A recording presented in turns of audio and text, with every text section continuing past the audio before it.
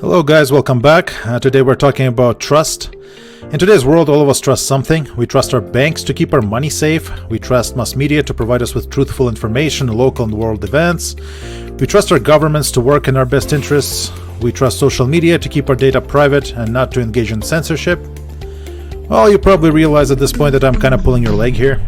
Trusting any of these entities these days is unfortunately not such a good idea. Why? Because most mass media outlets, unless crowdfunded, are interested in selling their services to advance interests of certain groups, corporations, or those who straight up pay them off. A lot, although not all, government officials can be bought to advance interests of certain groups as well. It's kind of funny that in some countries, instead of calling this act of corruption, they call it lobbying. And of course, social media can sell whatever information they feel like selling, or worse, engage in a straight-up global surveillance and censorship of its users. Do you see a problem here? All these are centralized systems that require explicit trust from its users, aka the public. And all these systems can be compromised by those with enough connections, money, and power. Compromising these leads to an unfair advantage against the general public. Even electoral voting can be compromised and then covered up if the media and law enforcement systems within a state are also compromised by the same group that defrauded the election. Trust is a very serious thing. False information can start conflicts, put innocent people in jail, and destroy entire countries. In the information age we live in, information is the lifeblood of our society. Even money we use to buy things is a generalized information to represent exchange of products and services. Keeping information sphere clean and exposing lies is therefore imperative. But it has been proving very difficult considering the issues with trusting such high-profile systems as compromised government, banks, mass media, and Web 2.0 social systems. And so we need a system that would be extremely difficult to compromise and manipulate. But how do you do this in the face of those who pretty much have a license to print money and have an ability to buy anyone they feel like buying and potentially physically remove those who cannot be bought? Answer: you make it a mesh system without a defined center. You make it decentralized with multiple copies on many different computers around the world, synchronized through consensus mechanisms.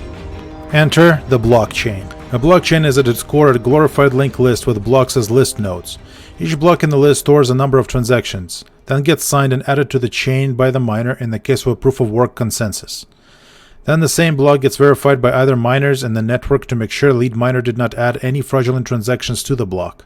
Finally, once the block is verified, lead miner and verifiers get their processing fees, and the block becomes finalized and stored in the blockchain forever, or until the civilization ends. If the block is rejected by verification miners, it becomes discarded and lead miner does not get any fee. The more miner nodes there are on the network, the harder it becomes to submit a fraudulent transaction into the network. Trying to mine a block with a fraudulent transaction will get expensive very fast because a miner has to spend electricity when mining a block. And on a network with many mining nodes, the fraudulent transaction will get rejected 100% of the time, so it becomes pointless to even try to do so. In order to be able to defraud such a network, a fraudster would have to control over 50% of the miner nodes of the network. As you can imagine, it becomes next to impossible the more popular a blockchain network becomes and the more independent miners join the mining pool. There is a problem with this approach, however. As you may already know, Bitcoin requires a lot of electricity to operate and is pretty slow.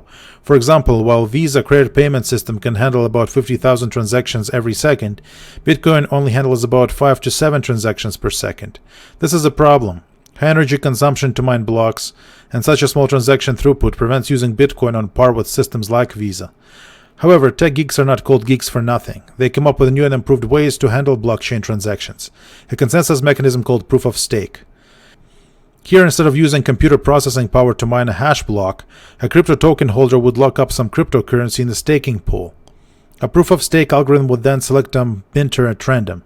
In the proof-of-stake, we call block creators block minters, not miners like at proof-of-work.